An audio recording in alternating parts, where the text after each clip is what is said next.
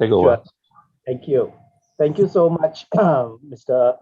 Koo, for this another wonderful session that you have arranged for us, right? So a quick introduction. STEM for All Makerspace is basically an organization that brings together experts in their respective fields to share about STEM-related programs. We have things to do with mathematics, things to do with drones, and today we are very privileged to hear from Mr.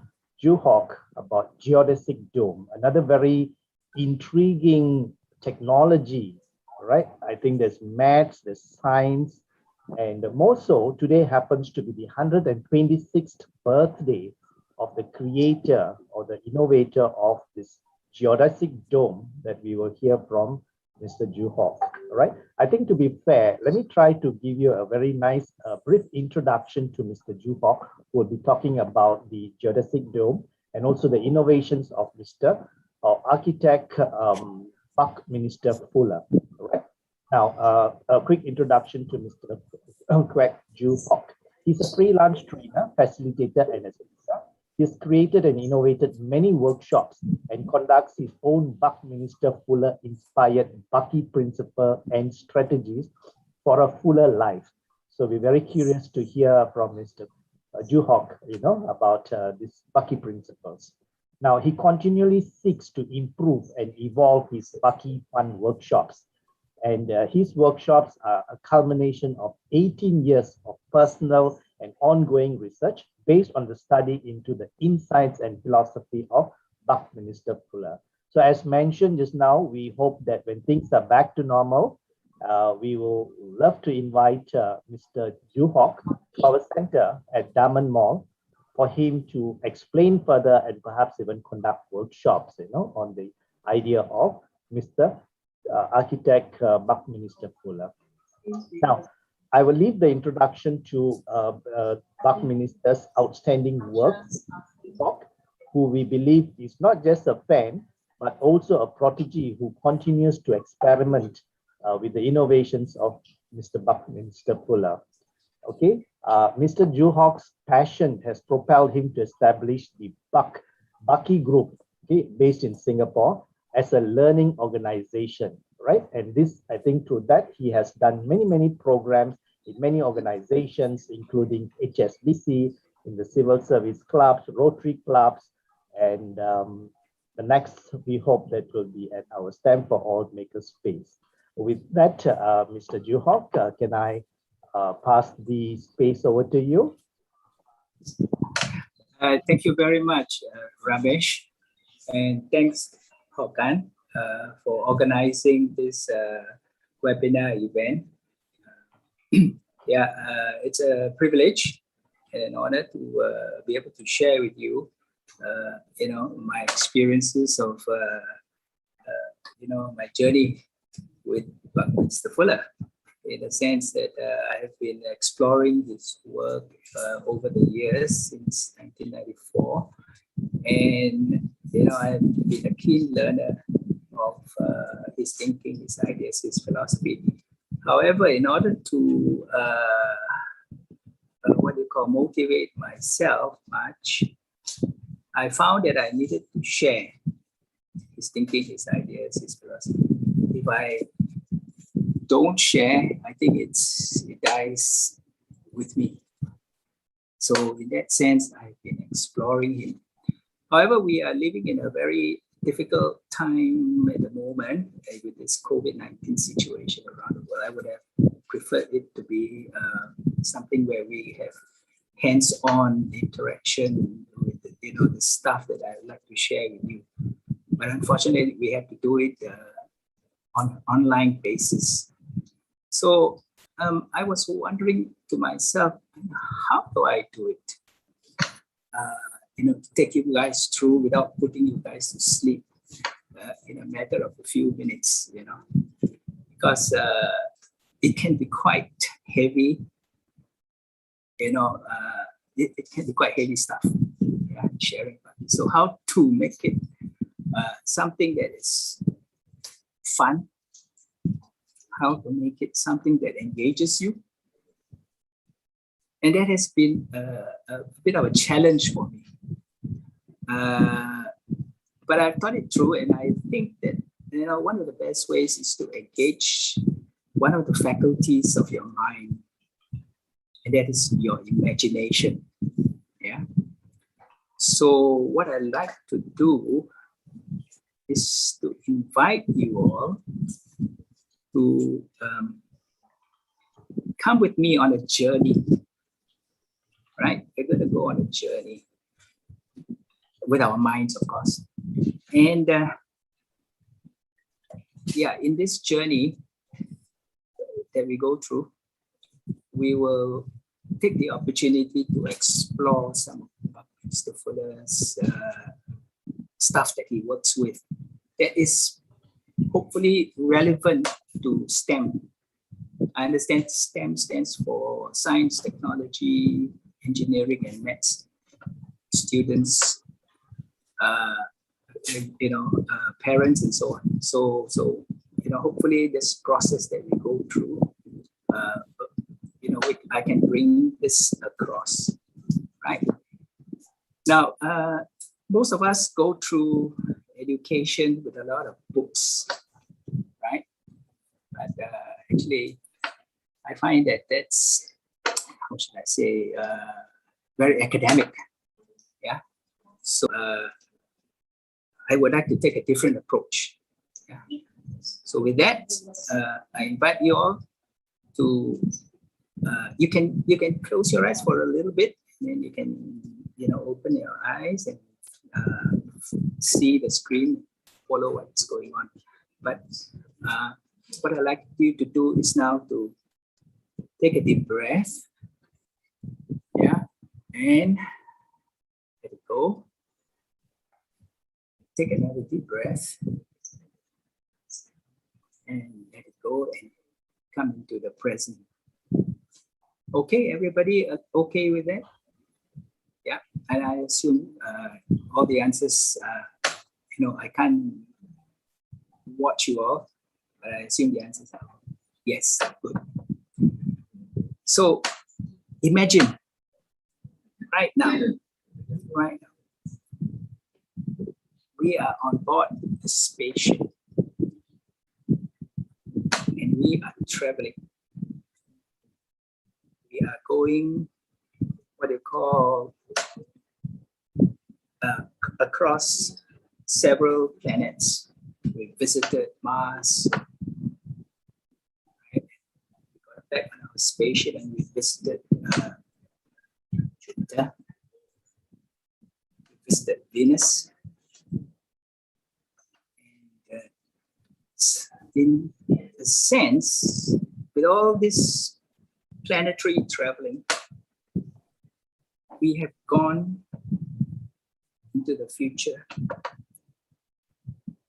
And wow, we looked at our spacecraft, we looked at the time there, it shows, or rather the year there, it shows 2051. 2051. Wow, it's 2051. We have, hey, 2051, we have done this planetary traveling, and then we're coming back to Earth. So from our spacecraft, as we come into land, we observed, hey, does that look like Earth? Is there something wrong with Earth? The place seems so desolate, barren. It seems like, hey, here's everybody. And you start, you land your spacecraft, you get off, and you walked around, and you're wondering, what happened to everyone? Right? Some buildings look shabby, broken. You're wondering to yourself, has Armageddon taken place?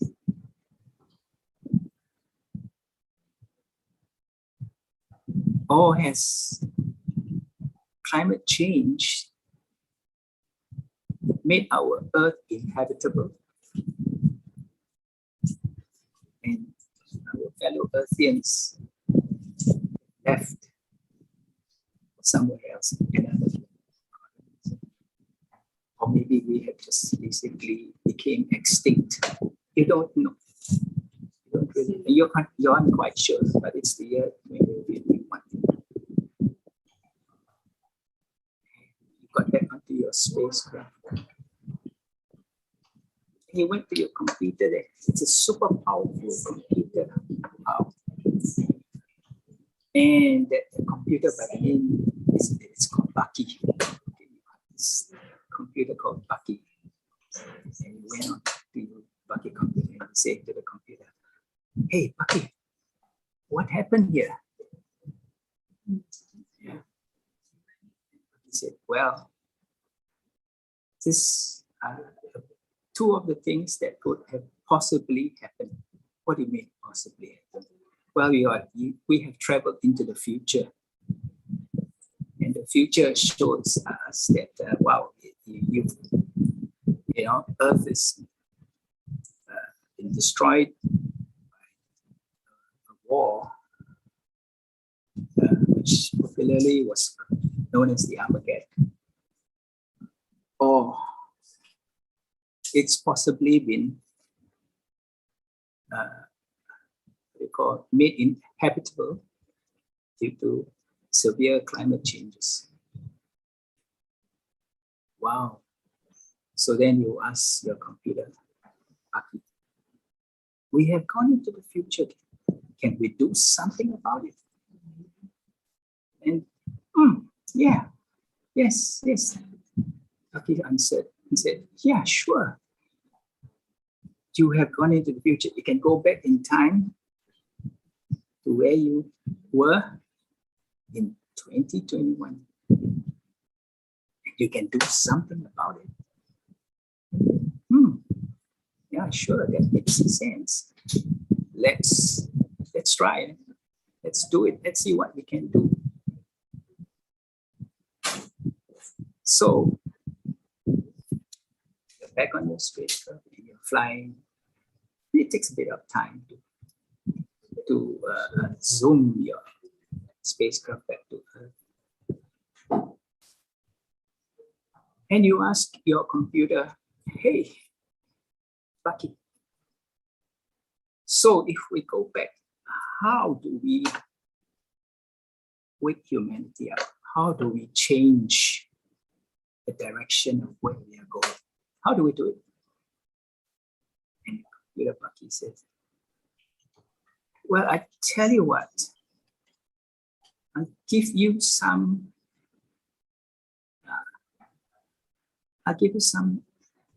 artifacts to explore. Artifacts to explore, what are they? And out of your, this is so advanced. They don't even have a 3D printer. They now have a 6D printer, right? So out of that came this object. Can you all see it? Can you all recognize it? Whoops. Yeah. This is what the 6D printer gave you. Yeah, okay, so, yes. Do you know what it is?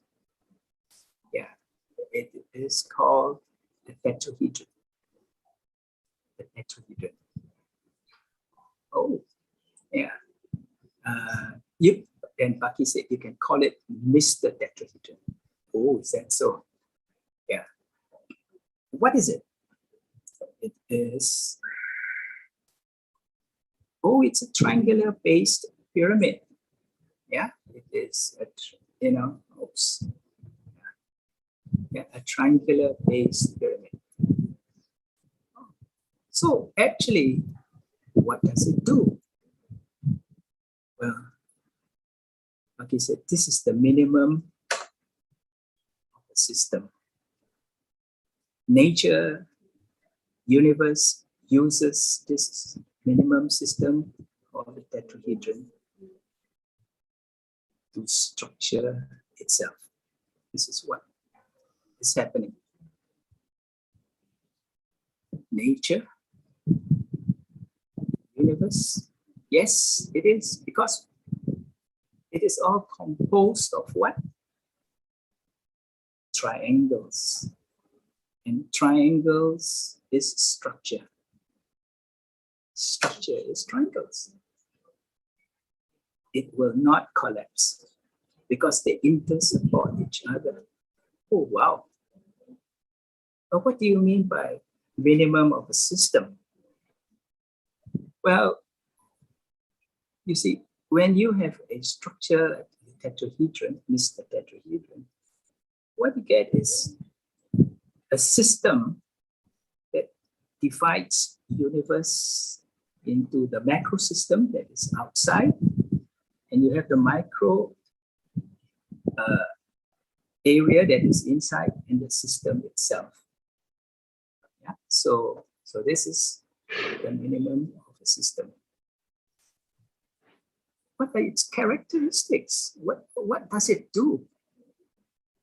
Well, with this, you can explore it and discover that nature uses this tetrahedron to do more with less. Do more with less. Wow, that's an interesting idea. Do more with less, yeah. Because it can cover the most space with the least material. Really? Tetrahedron can do that. Well, you've got to bring in its friends, right? The friends of the tetrahedron. Yeah. And if you want to explore further, you can go and check out the work of Buckminster, and his work is called synergetics. Yeah, synergetics, an exploration into the geometry of thinking. It is applied for the physical that we experience, as well as metaphysical thoughts. But we don't want to go into that. That's going to be somewhere, too deep. We'll just stick to this. Stick to the tetrahedron for now.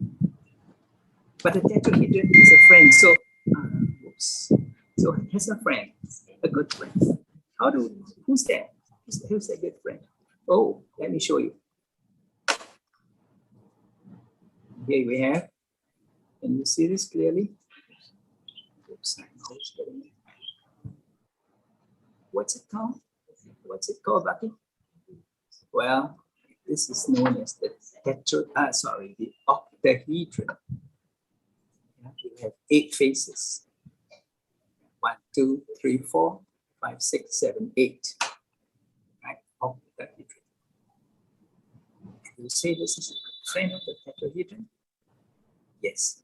But you realize that one thing is important here for you to observe. It is all composed of triangles. So it is a structure that does the same thing as the tetrahedron. It's composed of all triangles. It encloses space, separating space that is the rest of the universe, the system itself, and it's got, in other words, it's got outsideness and it's got insideness, and the system itself. Okay, so how does this? How does it work? How does it work with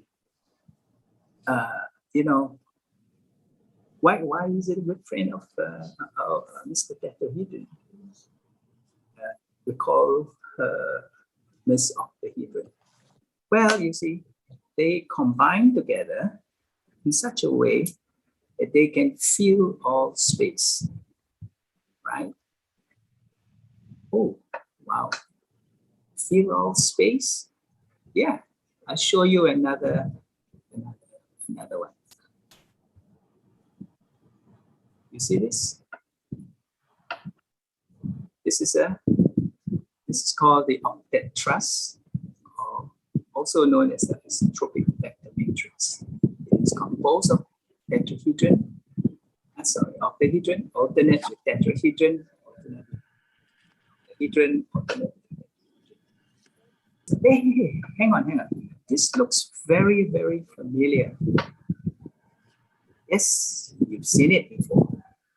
Space frames.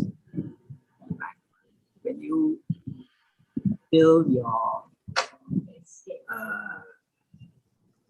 satellites, your space station, you want to build it strong, but as well, it must be light for you to send this payload up into space. You want to do the most with the least. Wow. Okay. I'm beginning to see this. So this is the combination of octahedron with tetrahedron. And they just nicely fit into each other. Male and female. Male and female fit. Okay, that's interesting. But hang on. How does it all help to change the course with which humanity is taking? That's a very good question. Will it lead humanity in the direction of a better world, a safer world for total humanity? Yes, why not? It's possible, isn't it?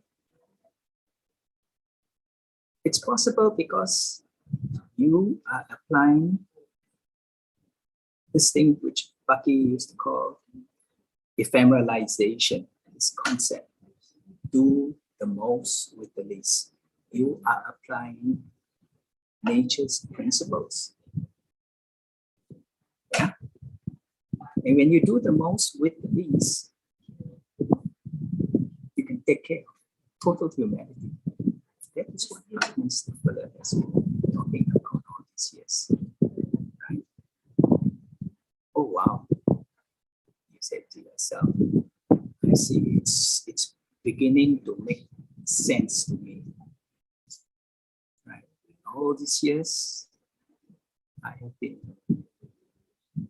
going in the direction of being specializing, being specialist and over specializing in certain fields. But now it seems that you are bringing me back to hands-on science, which allows me to become more of a holistic thinker. That's what Bucky is about. Approaching everything from a very holistic perspective. And it's the tetrahedron.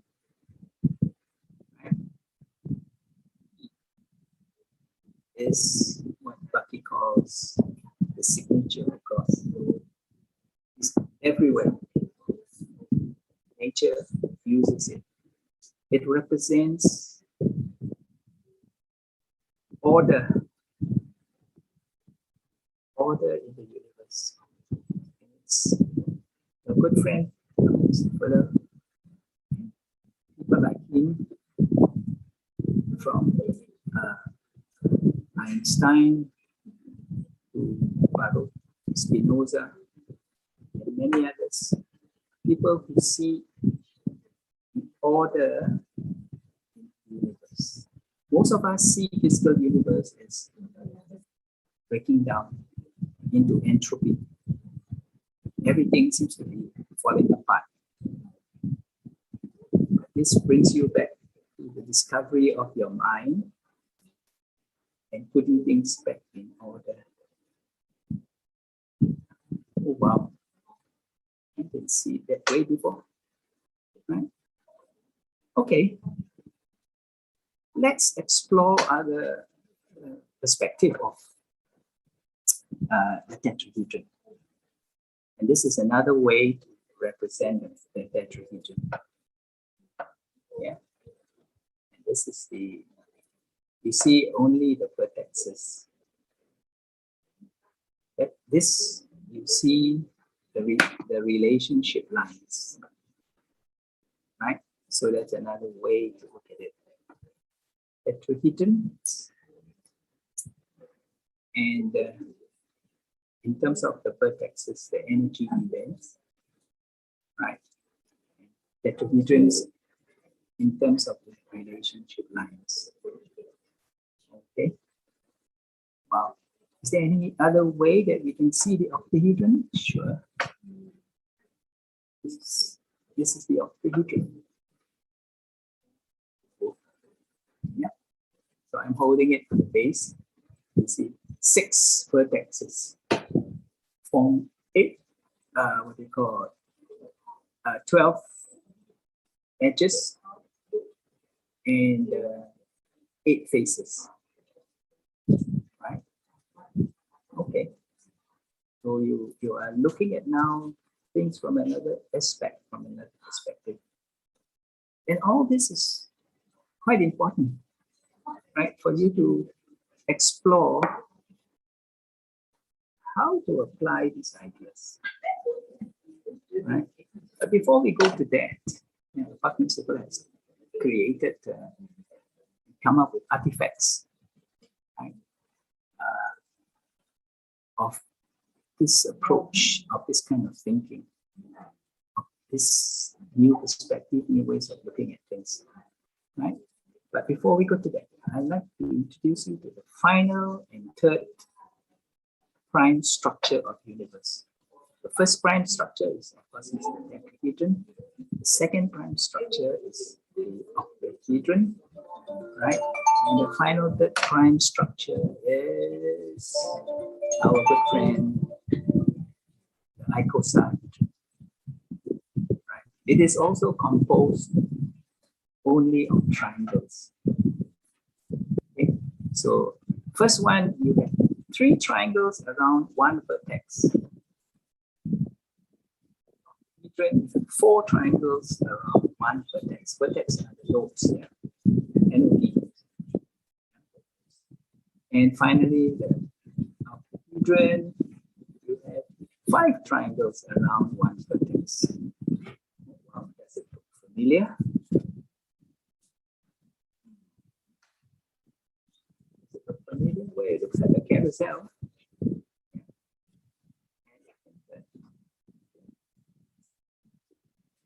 So, and these are the only 3 prime structures of our universe.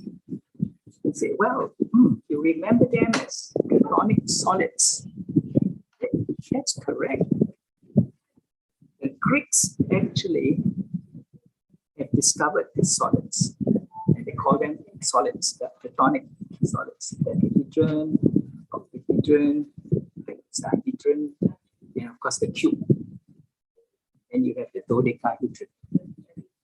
But I leave those 2 out because the cube actually cannot stand on its own. When you use rubber connectors at the corners, it collapses because it's got flat surfaces. It needs to be braced up. The cube needs to be braced up by the tetrahedron. The tetrahedron is hidden in the cube. Connecting to tetrahedron to brace the cube up. Otherwise, the cube will not stand. Okay, so and Bucky was the one who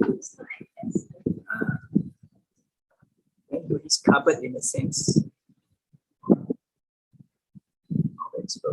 exploration, treasure chest, musky smell when he opens them up to pull out and rediscover platonic solids.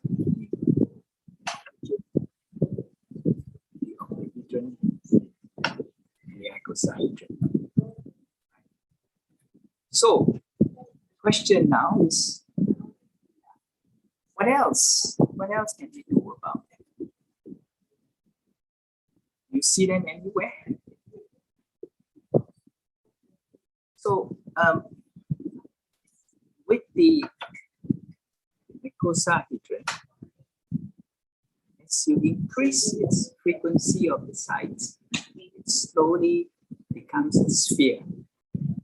It's more and more rounded, becomes more spherical. And what you get is this. You know what this is called? Yeah, it looks like a molecule. Yeah, and two research scientists in chemistry, it's Harold Proto and Richard Smalley, won the Nobel Prize for this. They saw that it looked similar to the geodesic domes that were built by Buckminster. So they decided to call it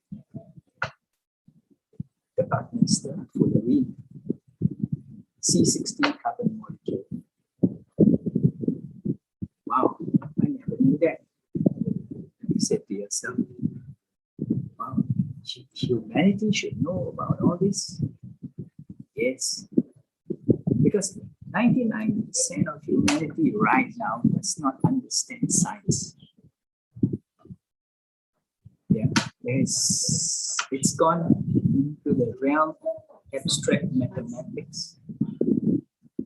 Mr. Fuller was trying to reintroduce science back to humanity, humans, by coming up with artifacts to help them be able to grasp all this kind of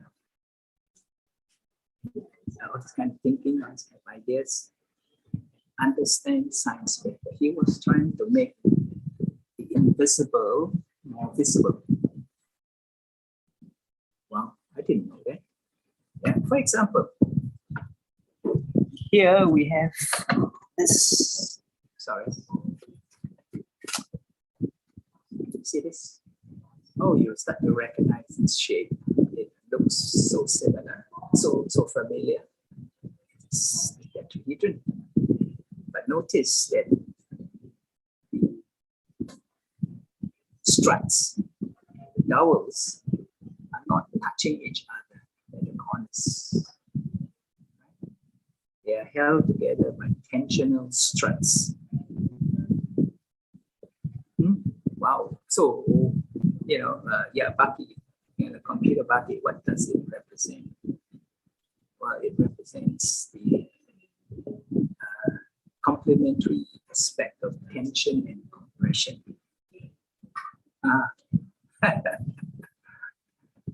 This is getting too chim for me.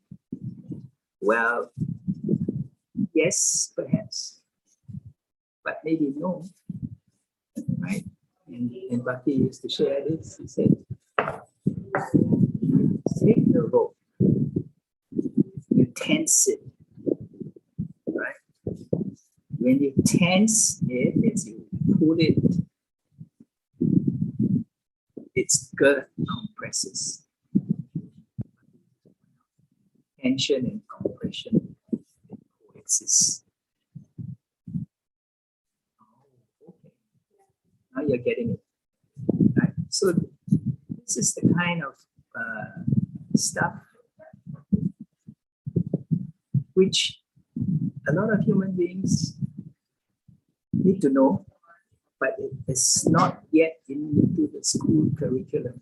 It is still left out somewhere in the code. Formal education is good, but perhaps you need another informal parallel education, self-education, self-exploration, all this field. One of the interesting subjects which you can go into is to research a guy called Buckminister, or study this synergetics. Right? Synergetics, it sounds daunting. It sounds quite intimidating, quite formidable. Yeah, but don't worry about it. When you play around with icosahedron, and get familiar with them. The important thing is to get familiar with them. Till you feel, hey, they are my friends now. Yeah. And you have fun with them. That's the one thing. When you join your maker space, explore this. Explore Buckminster thinking and ideas. And you'll be surprised. Because it gives you fresh new ideas.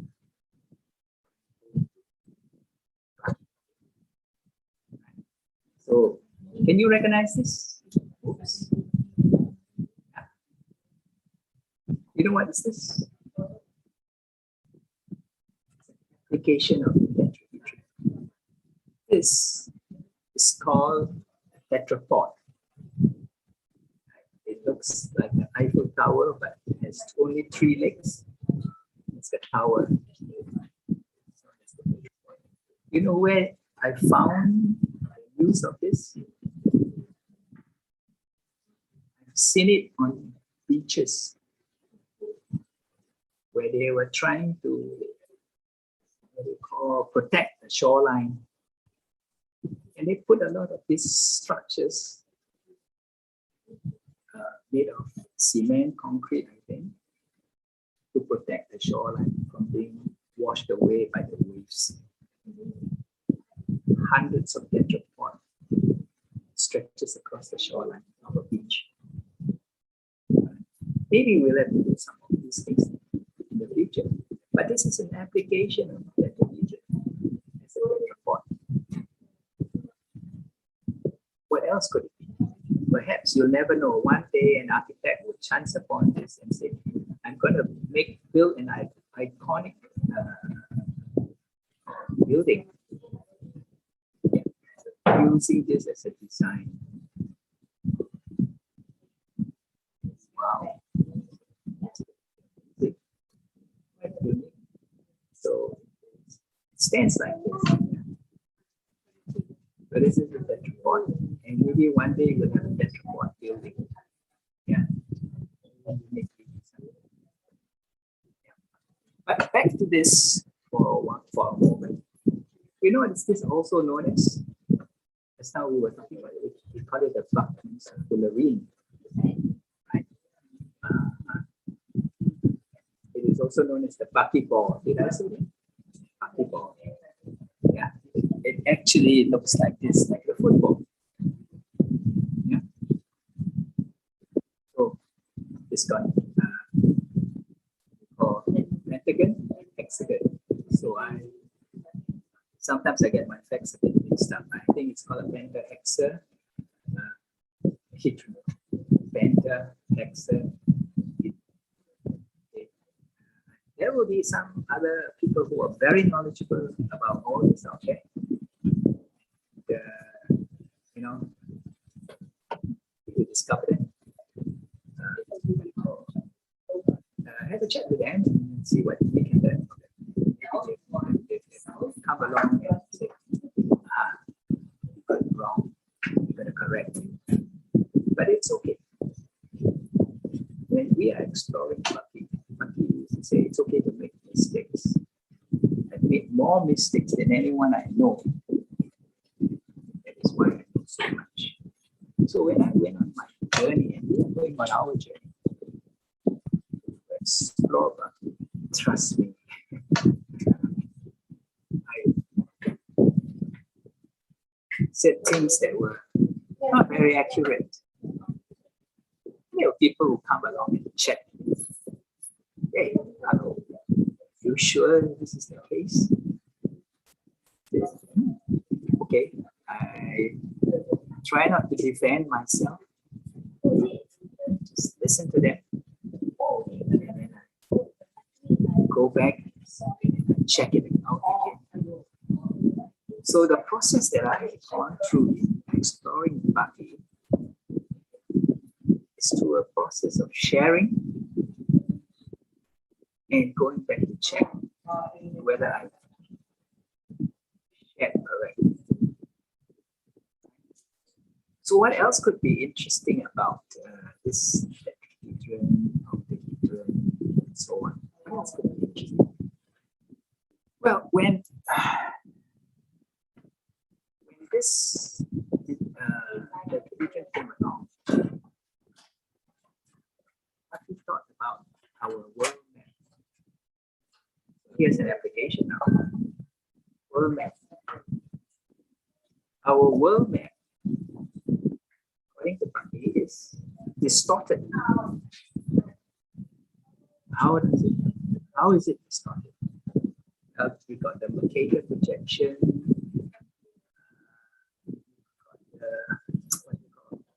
conical projections. They are distorted usually at the poles. Greenland is as big as Africa. They are biased in the way they are being presented. So Bucky thought about it, realizing that it can open up to a flat surface and then folded to the icosahedron. So he designed a map that is this.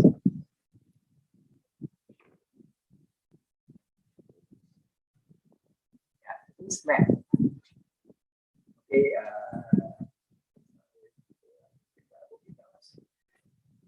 it's known as the Dymaxion map. This map folds into 3D in the sense that it becomes spherical or like the icosahedron, and then it unfolds back into. Georg, sorry, you have to move a bit back, otherwise they can't see the picture. A bit back, thanks. Okay. Thank you for the feedback. Okay, I hope you've seen it. Anyway, don't worry. When you found it that you want to explore further, you can go online and key in the word Dymaxion map. See it. And maybe you will find that such maps are being sold. You can buy one and you can get your hands on it. Play around with it. So yeah, just now, so many things on my mind. We are almost coming to an end, Mr. Hock. What's the time now? It's well, okay. 4:43. Okay, thank you for the feedback. I would like to try that therefore to end soon. Yeah, maybe we can forward so that we can questions. then yes. We will we'll then have a Q&A. All right. So that, I don't take any much more time. But what I'd like to repeat to you is play around with them, get familiar with them. Yeah, that teacher, play around with them until your friends will be wow. Yeah. Yeah, you know all this stuff, but maybe you can tell me something about it. So anyway, very quickly now, Bucky pointed out, right, that when just quickly show you this and then I'll end here.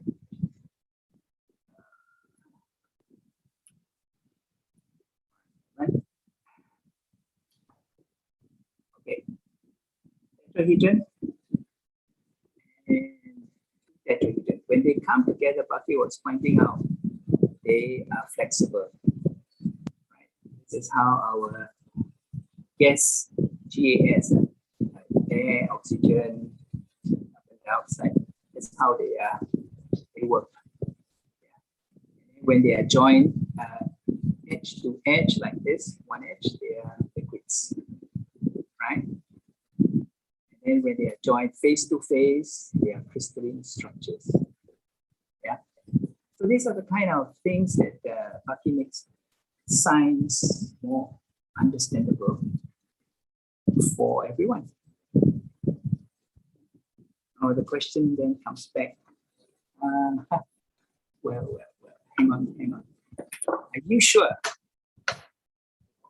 all this stuff I'm going to pick up will solve humanity's problems?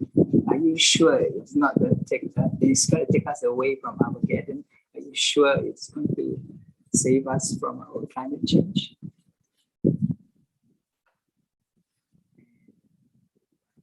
Say, when you travel down this track, things will begin to change.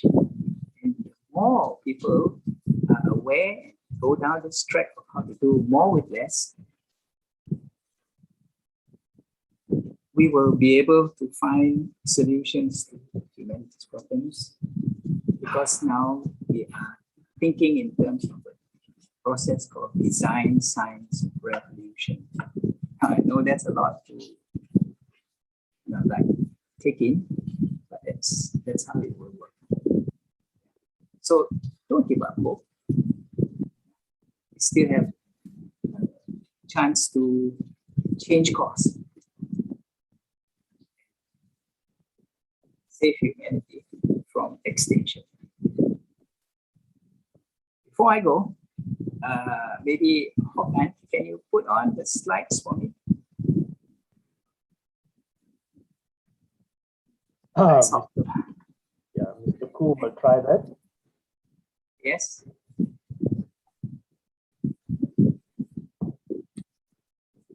Okay. Okay. Can you see the first? Yes. And Bucky says this: if you want to teach people a new way of thinking, don't bother trying to teach them. Instead, give them a tool, the use of which will lead to new ways of thinking. Wow, actually, I didn't realize this initially. I didn't realize it. That I was playing around with artifacts, tools, letting people get a feel of them. And I realized that once they are going into these things, hey, it does change the way of thinking. And this is what Bucky calls design science revolution, where you redesign the environment. The good and bad nature of human beings, they are in us. But a more benign environment, it brings out good. Can we have the other slides? And here Bucky says, we as economic society are going to have to pay our whole population to go to school and pay to stay at school. Yeah. So I'm one of the believer in this universal fixed income. Yeah. Bucky calls it the lifelong fellowship to do your R&D. Yeah. You are what you call given unconditionally, and then you can go and explore what you really want to do. What you really want to do. And the last one, I'll just read to you from the card I have here. Bucky said, only the freewheeling artist explorer, non-academic, scientist, philosopher, mechanic, economist, poet, who has never waited for patron, starting and crediting of his coordinate capabilities, holds the prime initiative today. Who has never waited for patron to give him support, right? Holds the prime initiative today. We should be working working on that basis for ourselves. Don't wait for someone to come along and say, hey, now I give you permission to do these things. But find it in yourself, right? Give it to yourself to start working on this basis. And you can start by playing around with our friend Mr. Tetrapod and company. So with that, thank you very much. Later on, I will get our friend Hock to play a song for you. But in the meantime, are there questions, please? Yeah, maybe we can take some questions. Yeah, we'll Please. open the floor to questions. If any of our participants, we've got 24 following on this channel. So if there's anybody with any questions for Mr. Hock. This is the YouTube channel. Yeah, there are some followers through the Zoom channel as well. Okay, thank you. Maybe Okay, William question. Sure. Question for Hock.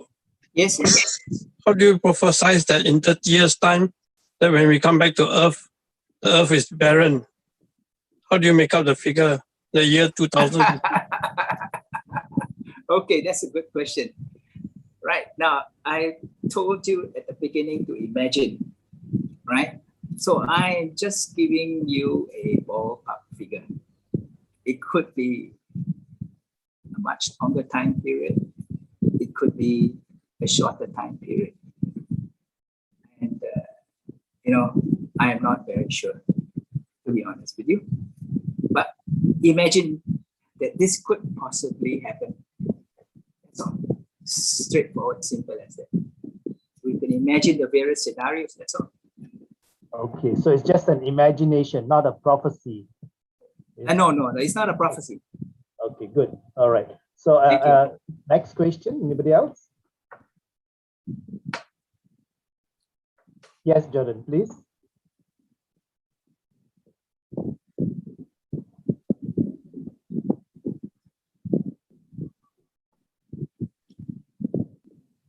Can't hear you, Jimmy. Oh, can you repeat, please? Yes. No, what is Okay. the impact or the influence that you feel this Bucky has impacted the Malaysian life the last few years, since the time you all start to follow him? For Malaysia, I'm not aware. I don't know. I believe for some people, it makes the impact on their lives should be favorable. But I can share from my personal experience the impact on my life, really. Yeah, and it has, to me, made a lot of difference. Yeah, I used to have a business. I used to be very, very busy with my business, and making money was the only thing. Until I discovered Bucky and I went to explore him. And then I found a new lease of life, in the sense that I changed course and now life has more meaning. As Bucky puts it, you either make money or you make sense. They're mutually exclusive. So now my small business is supporting me in my real work, sharing Bucky. Yes, so it has been very richly rewarding.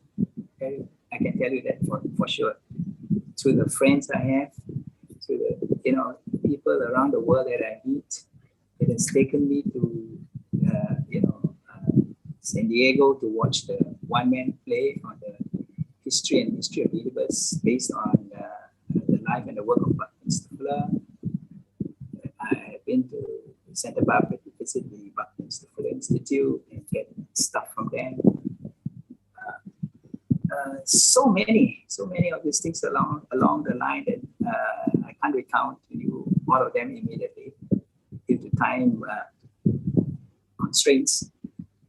But if we have an opportunity, when we can get together and sit down and have a good chat, I would. Yeah, that seems to be a very interesting proposition. So as I mentioned, the moment we are back to normal, we would definitely like to invite you to have a chat with our members and the innovators, like Jordan and so on, right? So in the interest of time, we will open up for one more last question from the public.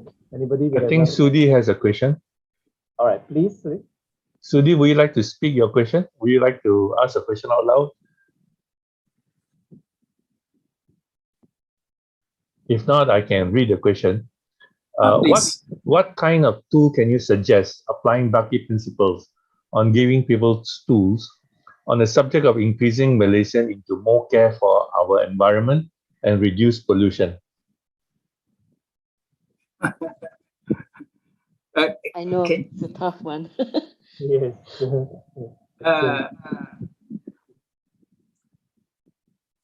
Can you repeat that question again for me?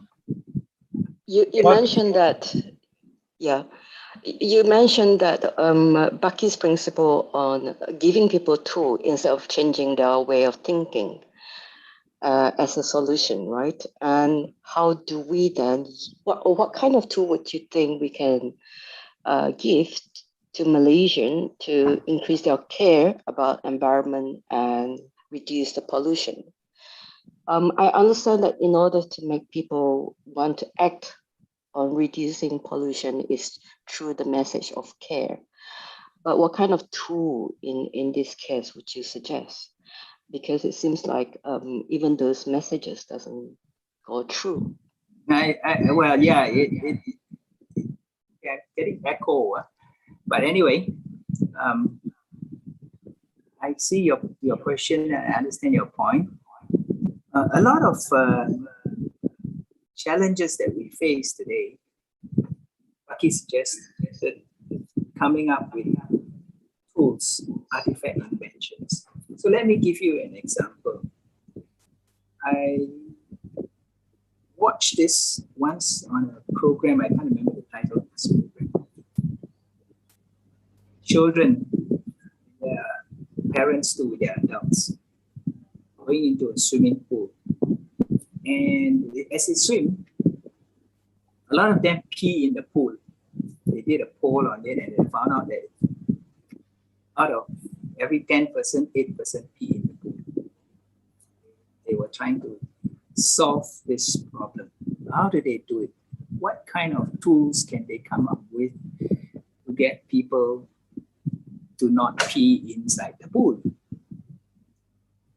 And thinking along the lines of what he suggests, they came up with a contraption that allows children to get out of the pool and pee there. And the moment it fills up to a certain level, the bell goes off, ding, and everybody gets a free ice cream. Right? So children were pulling up their parents, say, you want to pee? Go there and do it, right? Don't do it in the pool. Yeah. So it is, in that sense, a design science artifact to get people to change their behavior. You can put all the rules, enforce all the fines, put all the laws in place. It doesn't really work. But if you can think beyond that, yeah, and come up with, like right now, I think Singapore is thinking of how to encourage people to not just discard their e-waste, electronic waste, indiscriminately. So now they're putting up places where they have devices where if you throw clear your e-waste into this particular device, it may reward you with something. So this, in my opinion, what Bucky is talking about. Come up with an invention, help change people's behavior. So I hope that answers the question. Thank you so much. Yes, I understand. I think incentive play a very important role. Thank you. Thanks for the question. Thanks for the question, and Mr. Hock, thanks for the brilliant reply. Now, perhaps we're coming to 5 now. Maybe I would just like to ask Mr. William, maybe he has got some thoughts to share, and then before I pass it back to Mr. Koo. Yes, please. Thank you. Thank you very much. Yeah. Thank you very much, Hock, for your sharing. And it is really, really inspiring to know that Buckminster, Fuller was a very big impression in in all our lives. And locally, I think we have some examples of the Geodesics Dome, the one that you did in Penang Hill, and also the Comta Tower. I think you were involved in that as well. No. You're not involved in No, that? no. Oh. They're done by, I think, Datuk Sri Lim Chong Kiat. Oh, okay. Yeah, he's the man behind it. Was Buckminister present here during that time? Yeah. I think yes, he was. Yes. He was. So yeah, I did do a little bit of reading. So my understanding that he was quite present, during the construction of the Comta Dome. Oh, yes. I believe so. But okay, I want to clear the air here. I don't want to claim that I've met Buckminster Fuller. I have never met him. Okay, I had no chance to meet him. Okay, our path didn't cross. Yeah, but the only thing I can claim to having the audacity to share about his work and so on is because, yes, as Hogan has mentioned, I have done a considerable amount of homework, put in a lot of time and sharing about and learning about him. Yeah, and I'm very fortunate that I have a Bucky group in Singapore who also, comes along with me on this Bucky journey. Yeah, but Bucky has always pointed out that it's important not to be a specialist. But actually, to be correct, he said, don't over specialize, because if you over specialize, it is likely to lead to extinction. Because the reason is the environment is changing all the time, it's evolving all the time, nothing stays the same. So if you over specialize, you get put out of, you're put into extinction, put it that way.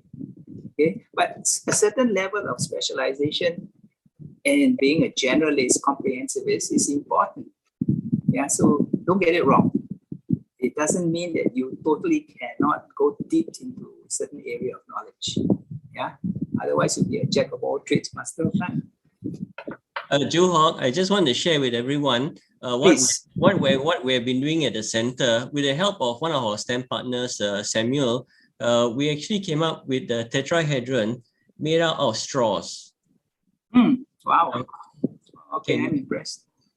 So these are the things that actually we actually develop in the center for the kids to understand shapes and sizes and spatial learning. For instance, like in mathematics, when kids look at a textbook, they look at the shape of a triangle, for instance, but they aren't able to actually feel and touch it. So doing something like this, it creates some space. It's like a spatial learning kind of a thing where they can actually understand the sides, the edges, and able to actually build this kind of things. We actually have our own workshops that does this. And with Samuel is really great, and he's developed all kinds of shapes and sizes as well, so that kids can actually the teachers actually love this. They actually take this to the classroom and demonstrate to the kids what's a triangle, or what's a tetrahedron, octahedron, things like that. So the kids are inspired, and adding the experiential part of it to mathematics, which is important because mathematics is a lot of theory. So this is something they can touch, they can feel. And this is what we actually love to do at our STEM for All Makerspace Center. We love doing this kind of things. Yeah. Right. Thanks. Thank you. Thanks, William, very good for sharing that. That's William. Yes, that William is one of our partners. The founding partner for STEM for All Makerspace. As he was mentioning, those are the kind of the things that we do to bring about this experiential learning, which you had earlier mentioned in your presentation, that by using the tetrahedral designs, you can actually teach them and to construct. So I think that very well jives with what we do at our center. So I think in concluding this session, Mr. Hock, I'd like to thank you very much for the brilliant sharing. Again, this is just an initial start. We just wanted to keep the ball rolling during this very difficult time, whereby we can't reach out to our kids. So we hope that by them watching this, they will get some ideas. Thank you for sharing the thoughts and ideas. Thank you. Thank you. Yes. Creator of Geodesic Dome. Yeah. So this is a very, I hope it gives some inspirations to the kids so that when we eventually do programs at our center, then we can tell them to continue into the next level of creating domes made out of structural design. Yes. Most important is to make learning fun. That's how I feel. Yeah. That's exactly what our motto, that's what we stand for. So we don't believe in just the theoretical part. We have a maker space there, which they can fabricate, they can design, they can cut things with our laser cutters, they can 3D print and come up with their own design. Well, so I'd love to be there. We'd love to have you. Yes, so I think I will pass the space over back to Mr. Koo for him to conclude and to see where we move on. Oh, one thing before I forget, I took down some notes, and one of the things that I felt that I should share is if we could also establish Mr. Bucky's group in Malaysia. I think William will agree with me that we can actually host this. We can bring in engineering students, we can bring you to be a mentor, and any other engineers who want to serve as a mentor. We can create this special group. I mean, it doesn't have to be an association, it's just a grouping of people interested in the thoughts and ideas of Buckminister Fuller. Based on what you're already doing, so I'm just suggesting that we could also play a similar role. Yeah. Thank you. So now your spaceship, what do you call the super powerful computer called Bucky wants to play a song for you guys. Yeah. All right. Okay, we'll listen to that. Yeah. So thank you, Juhok. And before we get into the song, I'd just like to note that Mr. Richard Branson went into space yesterday on his Virgin Galactic. He's a billionaire. Of course, he could afford it. But the rest of us had to use your vehicle just now to go to space. So we used the cheap method, the sufficient method as imaginary method. But it was fun. It was fun. Just as Richard Branson enjoyed his voyage into space for a brief while just now. I think one ticket cost $50 million or something like that. Or $25 million. I can't remember the price, but yours is free, right? You guys saved $15 million. $15 million. Yes. So we invite you to come back again and perhaps bring your other pilots and bring your other captains on the so that we can go into more space journeys, especially when we explore the Bucky's ideas and innovations with regard to geometric structures, the geodesic domes, the way he applies them in housing, in the motor cars. His inventions and innovations are like 70, 80 years old. And if you look at them, the Dimension house, the Dimension car, they are still actually very futuristic looking even today. Can you imagine that? Something that was created 8 decades ago. And, you still can't feel that it is old looking when you see it. And the theory and the logic and the design behind the inventions and innovations were very sound. And they were based on basic principles of the universe, which I think you were trying to explain just now. That's right. And we are given very limited opportunity on the Zoomina webinar to do this because you can only demonstrate so much. But it would be very good, Ramesh, if we can do it in live in a workshop with very practical demonstrations. And with the tool available these days, you can actually do computer animation and you can do so many things. We could possibly look into that. Ramesh? I got one order for you. William wants to make a drone cage. So that will be Okay. our first assignment. Designing a collapsible geodesic dome drone cage. Yeah, well, I made one for my granddaughter. It's not perfect, but she loves to play with it. It's quite a big one. And she goes under the little dome and do a masa. Fantastic, Play fantastic. with the toys. Yeah. Sounds great. Yes. We had this other friend, Mr. Johnson Chong, who basically helped us with the webinar, Zoomina last 2 evenings. And he goes to camping quite a lot in the open area. So we were wondering whether we can have a geodesic camping tent. Yeah, Whether make it. Yeah. So lots of ideas there. So I think just need to follow up. The first thing probably, I'll discuss internally with our team the idea of forming up a group, a Bucky group, with you, of course, involved as maybe as what you call a mentor or advisor. No, just to share. Great. Yeah, we'll start off with the Sharer. So that'll be our first step that probably we can do. All right. So thank you very much. And Juha would like me to play this video for you. We are screen sharing now, and I have started. Yes. I think this is a very familiar song to everybody. And Juha, would you like to explain it? Before that, maybe you can just imagine that you're with Richard Branson, okay, flying and saving 50 million.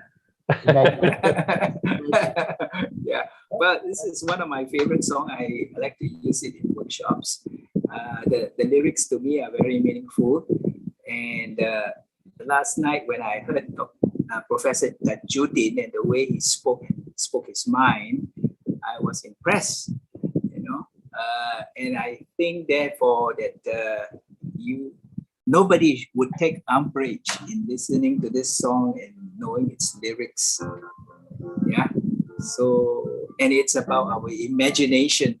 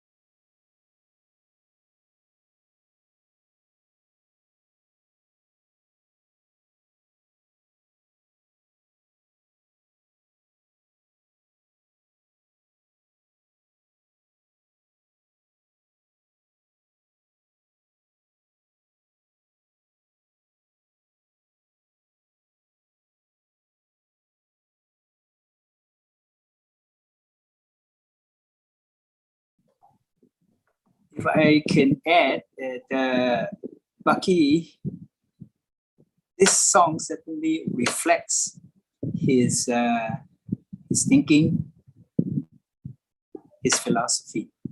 Yeah. So that's one of the reasons why I chose this song. Thank you. Oh, good.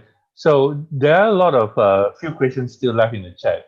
But what we'll do is, Juhok, maybe we can direct those questions to you offline, and we can answer them separately. And of course, Ramesh, we can have further discussion about how we can form these various groups, maybe in relation to STEM education, because I think STEM education and Buckminster's fullest innovations or ideas are complementary. And we should, explore how to improve the exposition of a lot more, and how we can improve our students and our teachers' role in learning about this. So, very excited. So with that, we can now come to a close, and we'd like to thank everybody who attended, both on our Zoom channel here and on the YouTube channel.